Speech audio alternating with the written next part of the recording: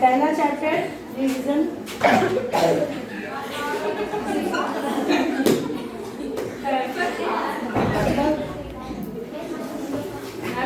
Start हुआ नहीं कि बम छोड़ना शुरू हो गया।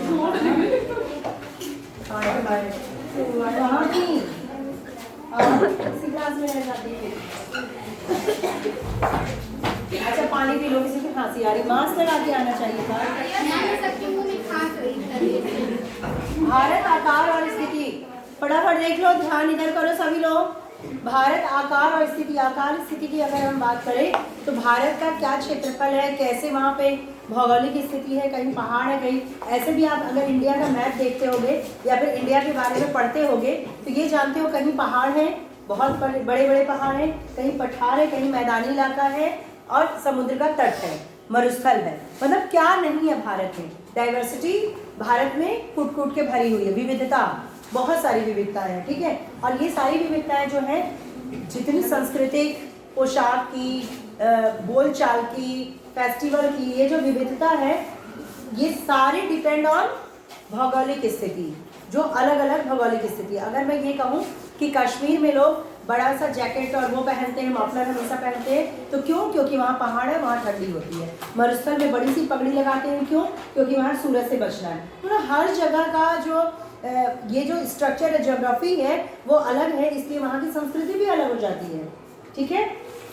तो यही चीज़ हम लोग आज पढ़ेंगे, आकार और स्थिति। यहाँ पे जो भारत विश्व की प्राचीनतम देशों में है, यहाँ की संस्कृति बहुत पुरानी है। स्थिति क्या है, यहाँ पे आ जाते हैं। भारत एक विशाल देश है, उत्तरी गोलार्ध में स्थित है। यहाँ पे आपको याद रखना है कि ये उत्तरी गोलार्ध में है, भारत उत्तरी गोलार्ध में है। और इसका मुख्य भाग 8 डिग्री 4 उत्तर से 37.6 उत्तर अक्षांश तथा 68.7 पूर्व से 97, ये चीज़ आप लोग देशांतर जो है वो याद कर लेंगे। इसका जो है कर्क रेखा इतने उत्तर में 23-30 उत्तर में देश को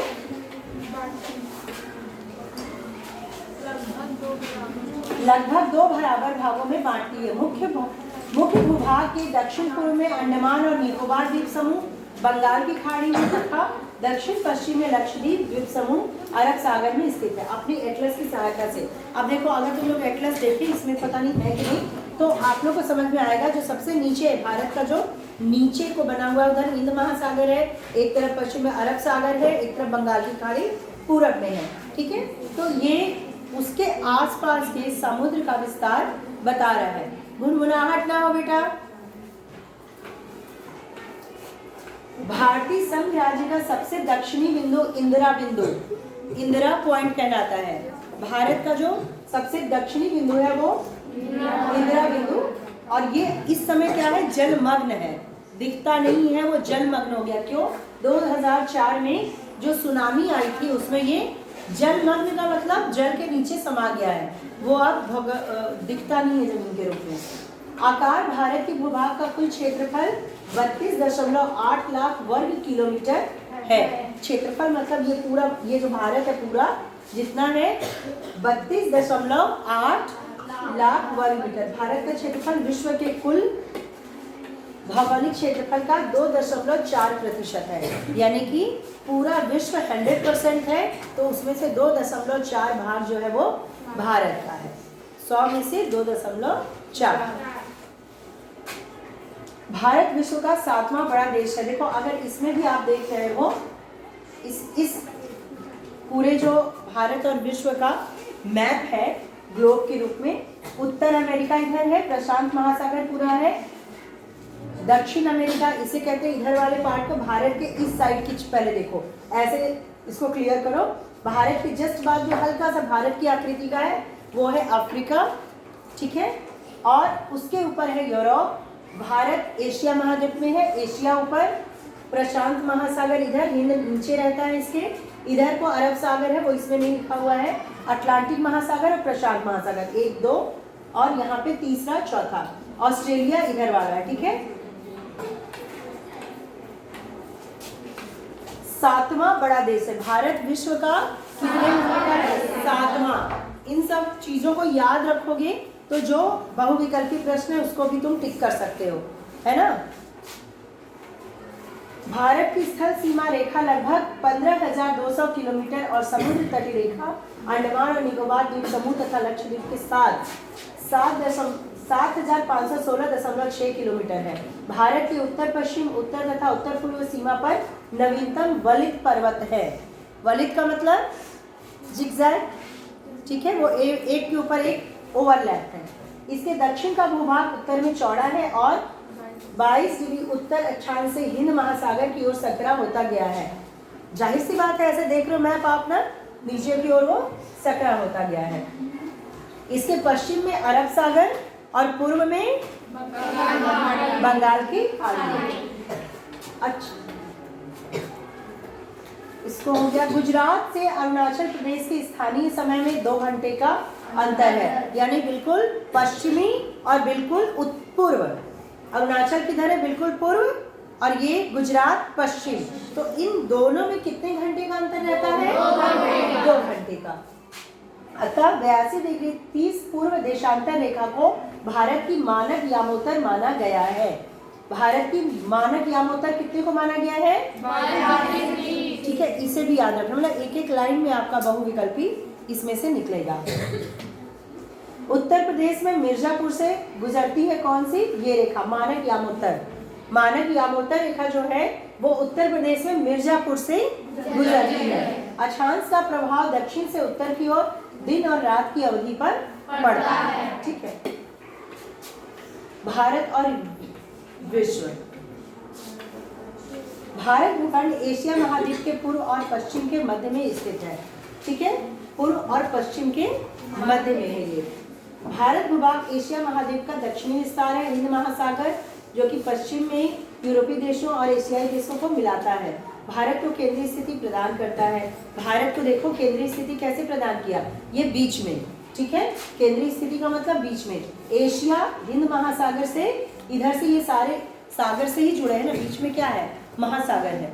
महासागर से ही आप यात्रा करके एक देश से दूसरे देश में माल पहुंचाते हो और ले आते हो। तो यहाँ पे ये स्थिति क्या हो गई? पूरे में केंद्र की हो गई। इसी को कह रहा है केंद्रीय स्थिति।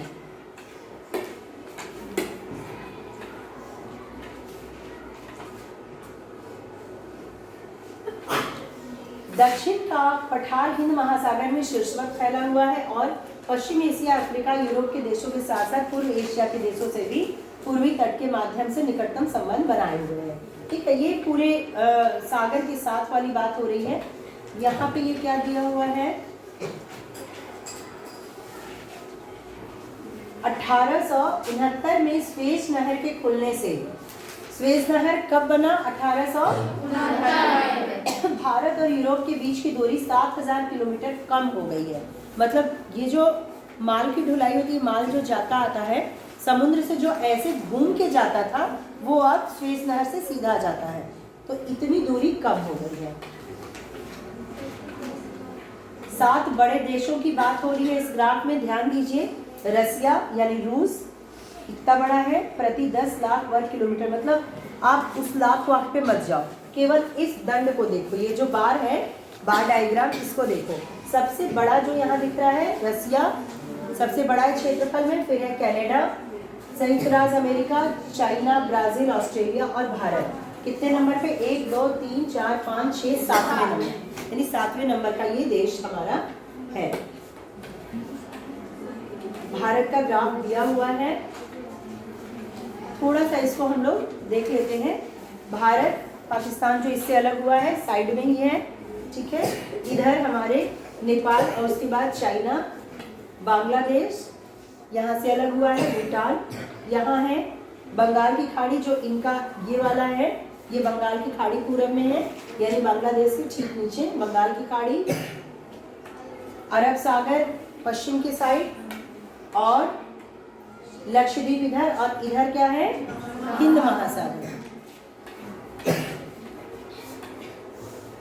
इस ग्राफ को भी आप अंतर्राष्ट्रीय व्यापार मार्ग दिया गया है, ध्यान दीजिए। अंतर्राष्ट्रीय व्यापार मार्ग, ये समुद्र से भी होके गया है व्यापार मार्ग।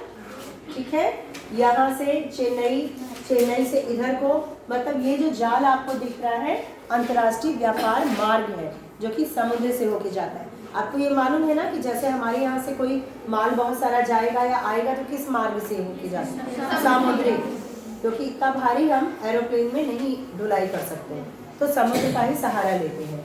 ठीक है, यहाँ पे देखो स्वेज नहर यही है, लाल सागर है ये। ठीक है, अरब सागर, लाल सागर होते हुए ये जो स्वेज नहर यहाँ पे है, ये इसको जोड़ दिया गया है। ठीक है, स्वेज नहर ने एक रास्ता बनाया है कि वहां से आप निकल सकते हो बजाय कि घूम के जाने का।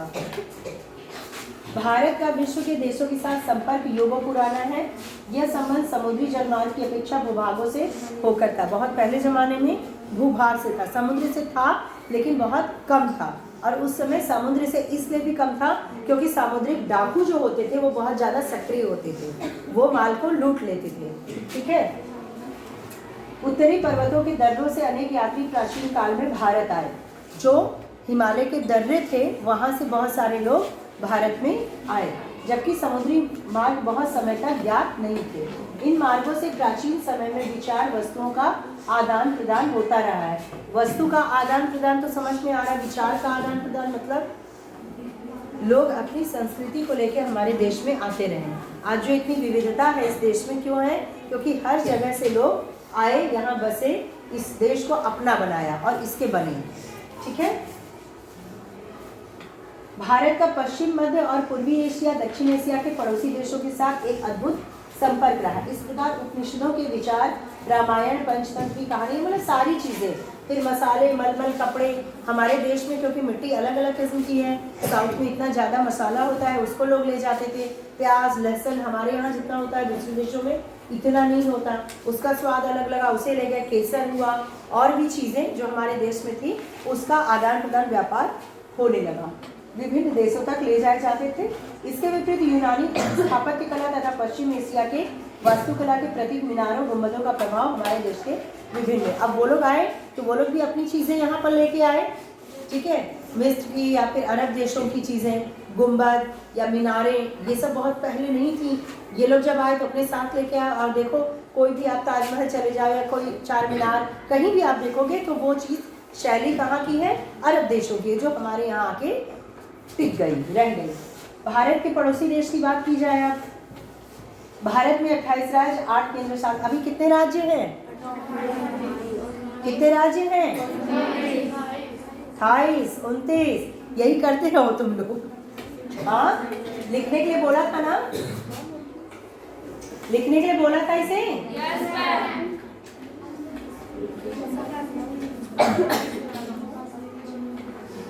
इसको आप लोग, ये जो बक्से में बना हुआ है इसे आप कल लिख के मुझे दिखाएंगे। पश्चिमी पूर्वी तटों पर केंद्र शासित क्षेत्रों की संख्या। ठीक है, क्षेत्रफल के आधार पर सबसे बड़ा छोटा राज्य। इसको अपनी बुक में टिक कर लो, इस बॉक्स में जो है वो आप कल लिख के लाएंगे।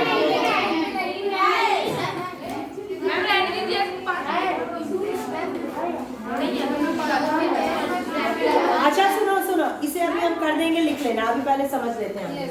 भारत की भूमि की सीमा उत्तर पश्चिम में पाकिस्तान और अफगानिस्तान के साथ है, यानी दोनों पड़ोसी है। उत्तर में चीन, नेपाल और भूटान के साथ। पूर्व में म्यांमार, बांग्लादेश के साथ है। ठीक है, देखो मैप देखिए सभी लोग ध्यान से।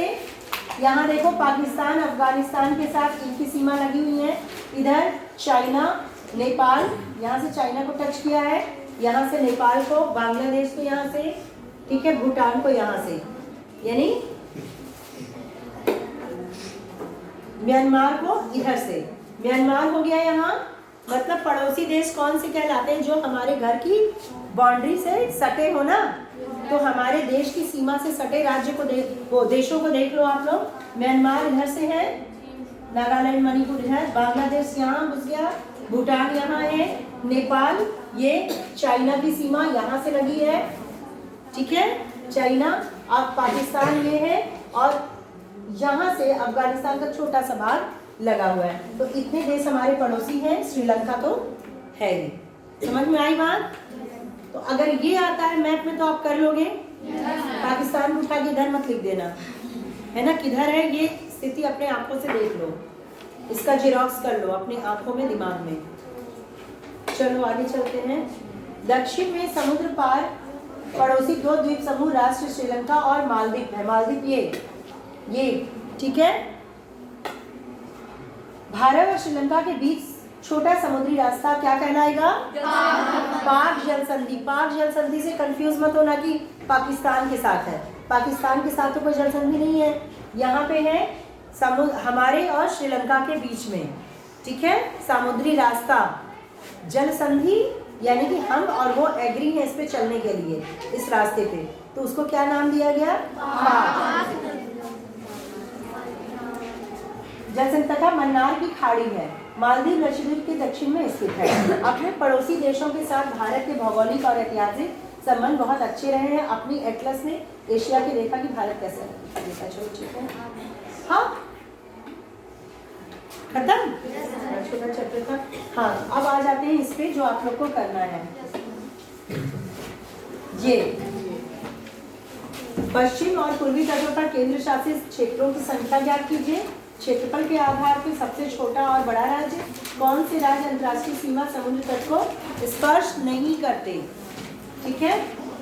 और पाकिस्तान, चीन, म्यांमार, बांग्लादेश की सीमाओं को छूने वाले राज्य को 4 वर्गों में विभाजित कीजिए। मतलब पाकिस्तान को कौन कौन सा, यहाँ समझ लो, पाकिस्तान को कौन कौन सा राज्य छूता है? चाइना, म्यांमार और बांग्लादेश को कौन कौन सा छूता है? यहाँ देखिए, पाकिस्तान को गुजरात, राजस्थान, पंजाब, जम्मू कश्मीर, लद्दाख। समझ में आ रही बात?